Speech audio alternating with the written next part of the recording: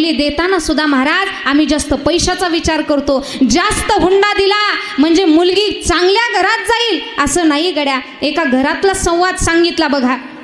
एका भावानं वडिलांना सांगावं, भावा बहिणीचं नातं आणि वडील मध्यस्थी आहेत. भावानं सांगावं, बाबा माझ्या बहिणीचं लग्न एवढं मोठं करायचं, एवढं मोठं करायचं, तिला 10 लाख रुपये हुंडा द्यायचा, फॉर्च्युनर गाडी द्यायची, लई मोठ्या घरात माझी बहीण द्यायची.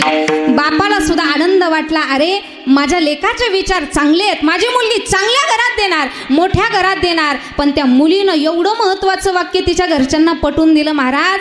एक मुलगी आपल्या वडिलांना उत्तर देते, बाबा जास्त पैसे देऊन, जास्त हुंडा देऊन, वैष्णवी सारखा अत्याचार जर माझ्यावरती झाला तर तुम्ही काय कराल? महाराज मला मोठ्या घरात देण्यापेक्षा एखाद्या झोपडीवाल्याच्या घरात द्या. मोठ्या घरामध्ये एका नोकर माणसाची मोलकरीण म्हणून जगण्यापेक्षा बारक्या झोपडीमध्ये मी शेतकरी राजाची राणी म्हणून जगेल. Download ShareChat.